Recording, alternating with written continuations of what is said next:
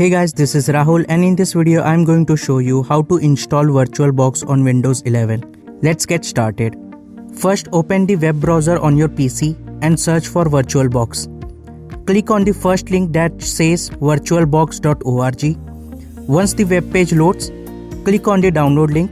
Here, under VirtualBox platform packages, click on the Windows host to download the VirtualBox setup file for your Windows OS.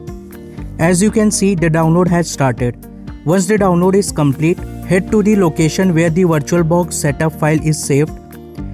Now to install the VirtualBox on your Windows 11 computer, open the setup file.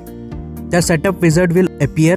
Click next, then select the I accept the terms radio button and hit next. You can click the browse button to change the installation location. I am sticking with the default location. Now click next. When the warning network interfaces prompt shows up, you can safely click yes. There won't be any issue. Click yes again. Now click next and then click install to begin the installation process. It usually takes around 2 to 5 minutes to install depending on your system's hardware. Once the installation is complete, click finish. That's it. VirtualBox is now installed on your Windows 11 PC. If you found this video helpful, don't forget to give it a like before you leave. Thanks for watching.